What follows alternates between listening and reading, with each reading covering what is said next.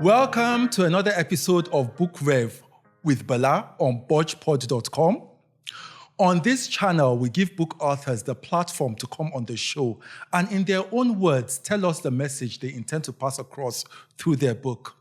Perhaps you're a book author, you want to come on the show. Why not? Drop your message in the comment section and we'll get back to you.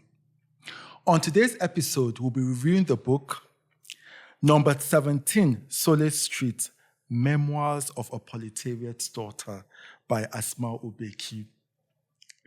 Good day, Asma'u. Good day to you. How are you today? I'm fine, thank you. Do you know this book is very nostalgic? Yes. It brings back a lot of memories about my childhood in Kano. Maybe one day I may sit down and put all the memories in my own memoir. Yeah, hope so. So briefly, tell us what this book is all about, what inspired the title. Okay. This book is about a growing up girl, but it's more than her story. It's like what she has experienced living in an area called Sabongari in Kano State. She had come across people from all walks of life, especially people from outside Kano, outside Nigeria, living in Sabongari, the Igbos, the Idomas, the Igalas, the Ibira.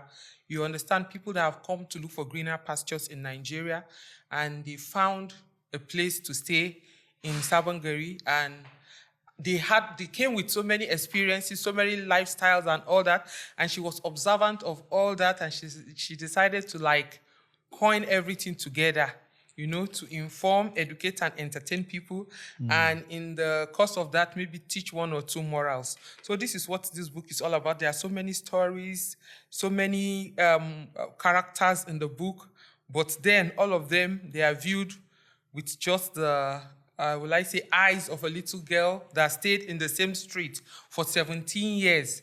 And so she grew up in that street right from when she was a child in primary school, the secondary school, and the university. And the experiences were too many, you know? So many people, so many issues, so many lifestyles, so many dramas, so many lessons to learn, and so many experiences. And it was so as in overwhelming, and you know, it's something that had to be put in a book so that it will interest others. It won't just like win like that. So that's what this book is all about. So, you know, you spoke about Sabongari in Kano. Yes. When you compare Sabongari, Kano in general, growing up, and Kano now, what are your views? Okay, the issue about Kano is that Kano is the center of commerce. And every year, many people come into Kano to see greener pastures. Just as the way many people go to Lagos.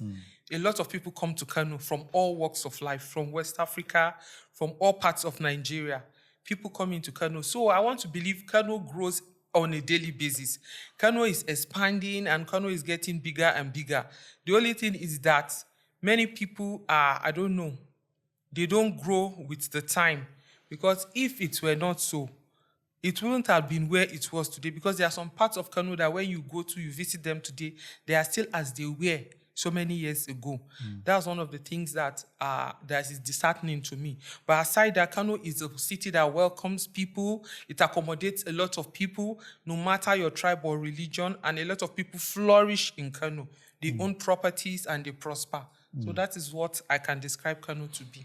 So why should people go out and buy and read Number 17, Solace Street Memoirs of a Proletariat's Daughter?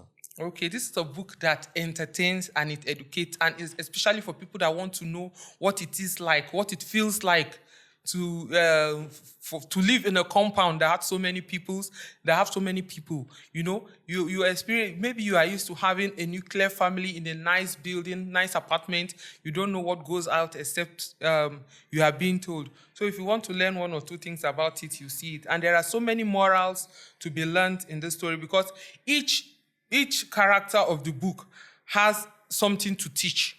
There's always something to teach in the book. You learn maybe if you tell lies, this is the repercussion. If you steal, this is the repercussion. If you commit this sin or the other, you know, it's just like a triumph of good over evil. And there's also reward for being resilient. That is what this book is talking about. So if you want to read this book, it's going to encourage you a lot.